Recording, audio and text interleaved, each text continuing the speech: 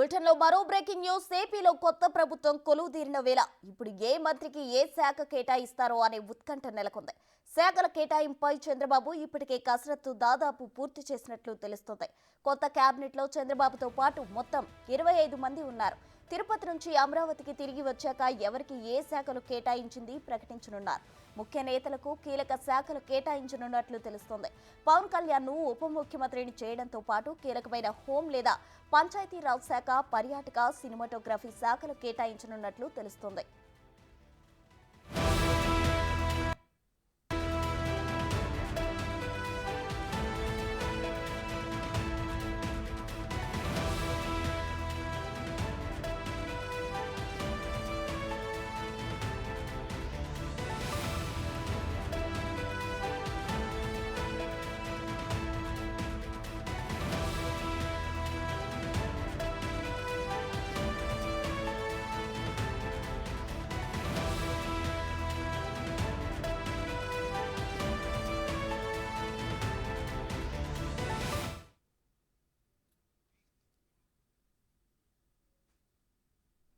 మరిన్ని వివరాలు మా ప్రతినిధి శివ లైవ్ లో అందిస్తారు. శివ, చెప్పండి. అయితే ఏపీ కేబినెట్ లో తిరుమల నుంచి తిరిగి వచ్చాక ఏ మంత్రికి ఏ ఏ శాఖలు అప్పగించే ఛాన్స్ ఉందంటారు చంద్రబాబు?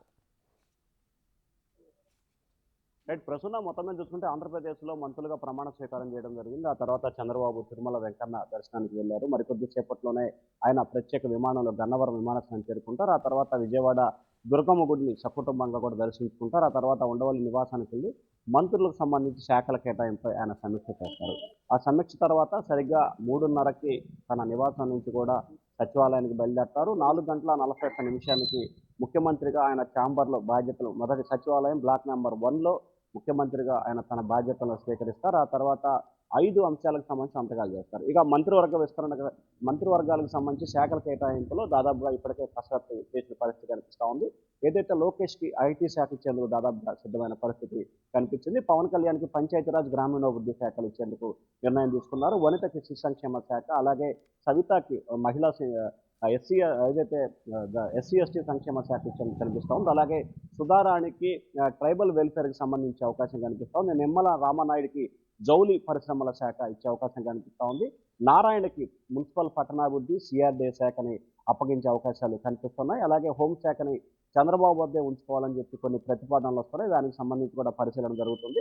అలాగే కొలుసు పార్థసారథికి సంబంధించి సాంఘిక ఉన్నత విద్యాశాఖని ఆయనకి ఇచ్చే అవకాశం కనిపిస్తూ ఉంది. అలాగే కందుల దుర్గేష్కి సంబంధించి కూడా ప్రసారాల సమాచార శాఖ ఇచ్చే అవకాశాలు పరిశీలిస్తున్నారు. సో ఓవరాల్గా చూసుకుంటే ఎవరైతే 24 మంది క్యాబినెట్లకు సంబంధించి 6 నుంచి 7 గతంలో మంత్రివర్గం చేసిన అనుభవం ఉంది కాబట్టి వారిపైన ఎక్కువ బాధ్యతలు అప్పగించే అవకాశం కనిపిస్తూ ఉంది.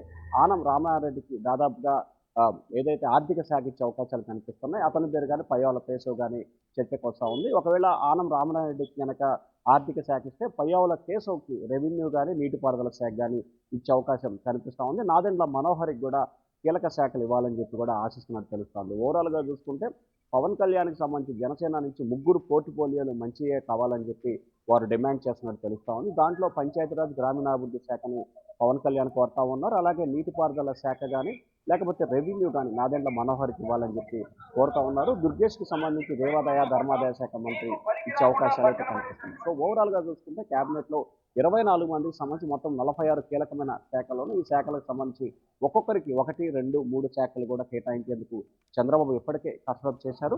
అయితే సీనియర్లకు సంబంధించి దాదాపుగా ఎవరికి ఏ శాఖ ఇవ్వాలని నిర్ణయం తీసుకున్నారు. కానీ కొత్తగా ఎన్నికైన 17 మంది మంత్రులకు ఇచ్చే శాఖల విషయంలోనే చంద్రబాబు తర్జన భర్జన పడుతున్నట్టు తెలుస్తూ ఉంది. అది కూడా ఈరోజు సాయంకాలానికి పూర్తి స్థాయిలో క్లారిటీ వచ్చే అవకాశాలు కనిపిస్తూ ఉన్నాయి ప్రస్తుతం.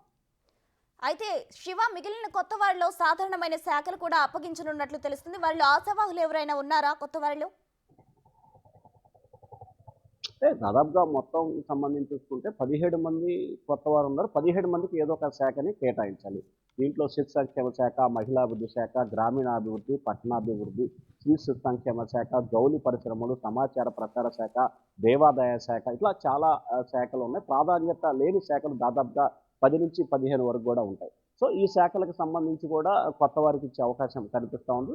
కీలకమైన శాఖలు హోం, రెవెన్యూ, పంచాయతీరాజ్, గ్రామీణాభివృద్ధి, ఐటీ, పరిశ్రమలు, దేవాదాయ ధర్మాదాయ శాఖ, ఇట్లా నీటిపారుదల, ఆర్థికం, వ్యవసాయం ఇట్లాంటి శాఖలకు సంబంధించి దాదాపుగా 10 కీలకమైన శాఖలు ఉన్నాయి. ఈ 10 కీలకమైన శాఖలకు సంబంధించి మాత్రమే సీనియర్ నేతలు, గతంలో అనుభవం ఉన్న నేతల్ని నియమించాలని చెప్పి కూడా చంద్రబాబు ఆలోచన చేస్తా ఉన్నారు.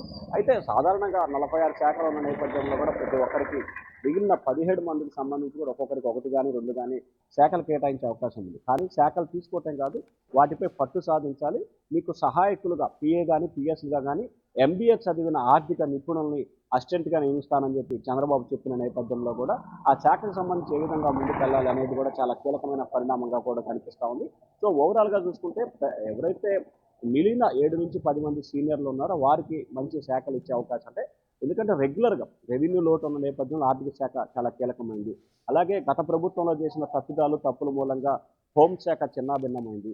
అలాగే రెవెన్యూ శాఖ సంబంధించి కూడా ల్యాండ్ టైటిల్ యాక్ట్ విషయంలో గానీ, సర్వేల విషయంలో గానీ, ఇంకా రకరకాల ఇష్యూస్‌కి సంబంధించి కూడా ఆ శాఖ కూడా చిన్నాభిన్నమైంది. సో ఇటువంటి అన్నిటిని కూడా ప్రక్షాళన చేయాలంటే కొంత సీనియర్ మంత్రులు, అవగాహన మంత్రులు కావాలనేది చంద్రబాబు ఆలోచనగా కూడా కనిపిస్తా ఉంది ప్రస్తుతం. శివ, మీరన్నట్లు గత ప్రభుత్వంలో జరిగిన అవాంఛనీయ ఘటనలు జరగకుండా హోంశాఖ కీలకమైనది కాబట్టి ఒకవేళ పవన్ కళ్యాణ్ గనక హోంశాఖ ఇవ్వకపోయినట్లయితే ఎవరికి ఇచ్చే ఛాన్స్ ఉందంటారు? ఏ సీనియర్ నేతకి ఆ హోంశాఖ దక్కే ఛాన్స్ ఉంది? అంటే ప్రధానంగా చూసుకుంటే హోంశాఖ చాలా కీలకమైనది. గతంలో చూసుకుంటే రాజశేఖర రెడ్డి, ఆ తర్వాత చంద్రబాబు, ఆ తర్వాత జగన్ కూడా ఆ హోంశాఖని మొదట్లో మహిళలకు ఇచ్చే ప్రాధాన్యతని రాజశేఖర రెడ్డి, జగన్ ప్రారంభించారు. గతంలో టీడీపీ టైంలో ఏదైతే చినరాజప్ప చేశాడు, నిమ్మకాయల చినరాజప్ప హోంమంత్రిగా చేశారు. సో అప్పుడు కూడా ఆయన స్టాంపుగానే ఉన్నాడనే ప్రచారం జరిగింది. సో ఈ నేపథ్యంలోనే ప్రస్తుతం ఆ శాఖ చిన్నాభిన్నమైన నేపథ్యంలో సీనియర్ నేతలకు ఇవ్వటమా, లేకపోతే ఆ శాఖని ముఖ్యమంత్రి వద్దకే ఉంచుకోవటమా అనేది ప్రధానంగా కూడా చర్చిస్తున్నాడు. ఎందుకంటే సాధారణంగా ముఖ్యమంత్రి వద్ద ఎప్పుడూ కూడా 4-5 శాఖలు ఉంటాయి.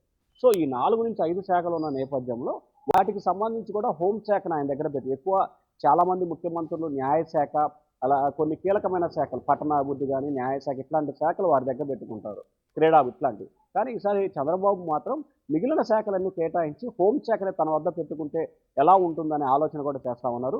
హోంశాఖ, నీటిపారుదల, ఆర్థిక ఈ 3 శాఖలకు సంబంధించి కూడా చంద్రబాబు పూర్తి స్థాయిలో ఒక అవగాహన వ్యక్తులకు ఇవ్వటం కానీ, ఖచ్చితంగా హోంశాఖను ఆయన వద్దనే పెట్టుకుంటే ఏ రకంగా ఉంటుందనే ఆలోచన కూడా చేసినట్లయితే తెలుస్తూ ఉంది. ఒకవేళ చంద్రబాబు వద్ద కనుక పెట్టుకోబోతే మహిళకిచ్చే ఆలోచన కూడా చంద్రబాబు పరిశీలన చేస్తూ ఉన్నారు.